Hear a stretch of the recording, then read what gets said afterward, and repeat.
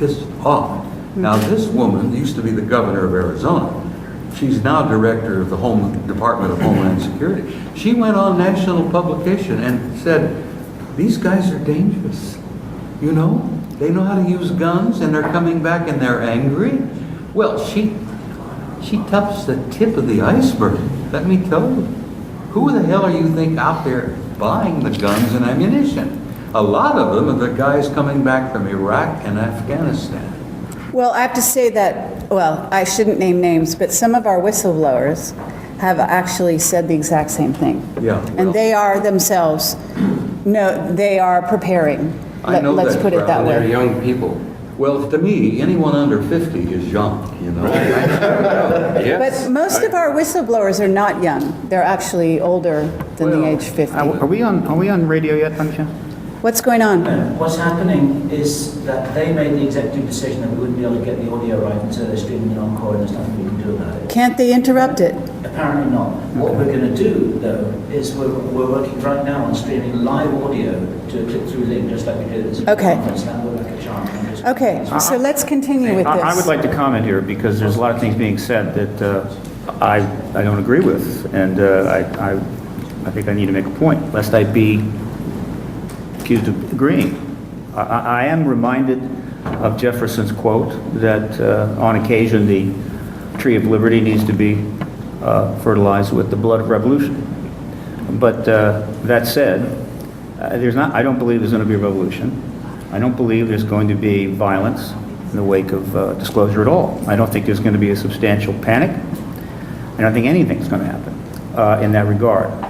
As I've said, I believe that disclosure will be two things in one. It will be the most profound event in human history, and it will be the most anticlimactic event in human history. Thanks to 60-some years of information upon information and media and everything else, I mean, we have saturated the world with this issue. And the ETs, of course, have helped by constantly coming and going. In the world today, the most known acronym is USA. The second most known acronym in the world today amongst everybody, all 6 billion, UFO. Everywhere. So, and then the average population of Iran, 33. So look, there's going to be some angry people, and there's going to be some people that have grudges, and there are issues to address. But the first thing that will happen with the acknowledgement of the ET presence is the world will want to know what, why, where, and when. Tell me more. Tell me more. And the issues and the grievances will be shoved completely aside. And for the next weeks, months, or whatever, there'll be some sort of information exchange. And the government is not stupid. They're not going to come out initially with the stuff that's going to make them look awful and Some inflame of the them people. are. I've met them, Dennis. Other governments may choose to. Some of them are stupid because I've met them. Nick will tell you that some of their politicians are stupid.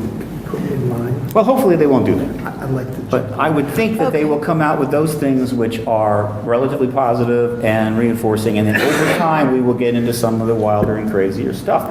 It's not. They've had 60 years to plan this. It's not going to be a random event, lest the ETs force it.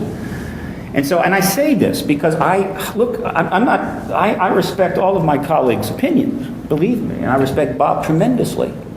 But feeling as I do, I don't want to be going to the public on the air and on radio and television and telling millions of people there's going to be blood in the street and there's No, going to be revolution. I don't want to do that. I don't want to be If I thought that, by God, I'd say it. But No, I mean, I I think agree we have with to be you, Steve. circumspect here because we are dealing with a Yeah. profound thing. I agree with Steve. There's a lot of reasons for people to be angry with government right now.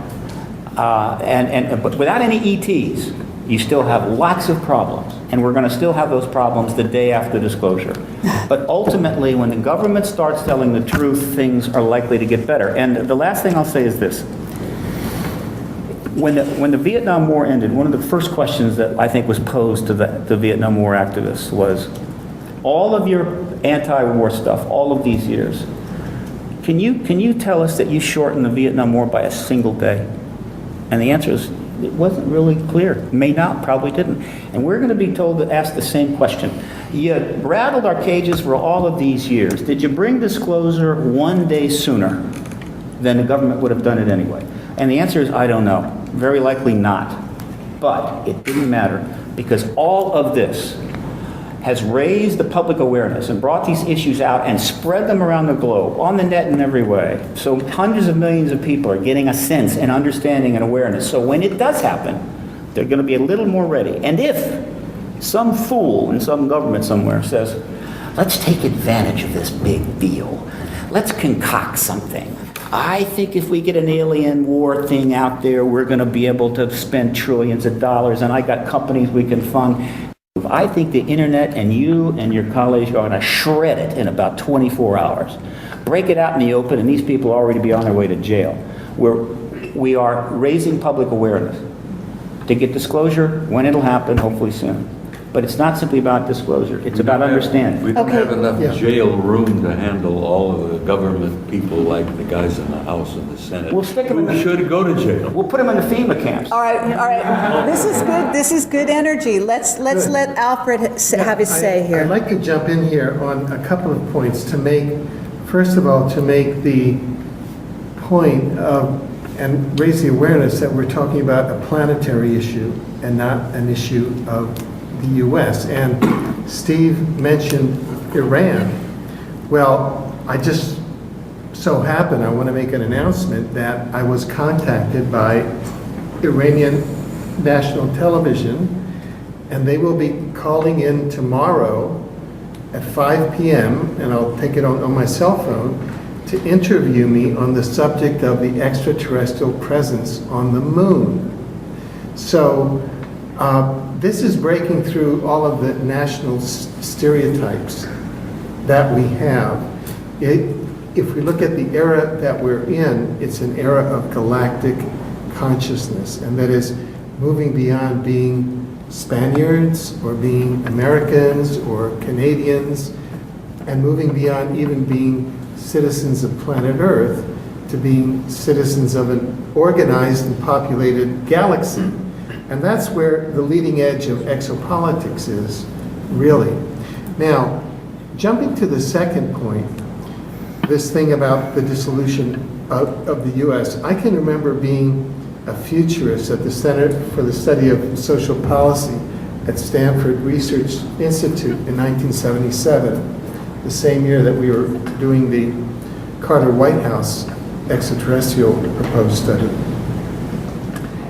It was common parlance in the halls of the plan to break up the U.S. into 5 or 6 contiguous regions.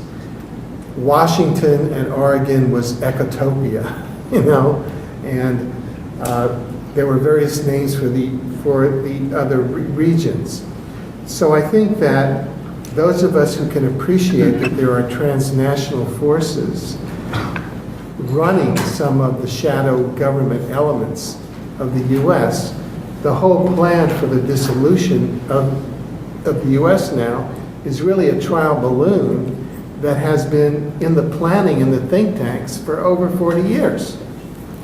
Let's dissolve the U.S. and, we do a Soviet Union on it, and then we go on to some other market. And I think I'd like to really appeal to the patriotism of Robert Dean here, and to what Stephen said, that on some esoteric levels, the United States is supposed to be an expression of the Enlightenment, kind of an inheritor of the Enlightenment of the days when Egypt and Mars were one civilization. We have some proof of that now from the Mars rover photographs. And so I would tend to resist identifying with disintegrating the U.S. now, because I think it's part of manipulation. Finally, I'd like to put my vote, could be wrong, more on the 2002 Roper report rather than on the Brookings report. And that means that when queried, 85% of people were completely congruent, were totally cool with the specific question, if the government were to announce an extraterrestrial presence,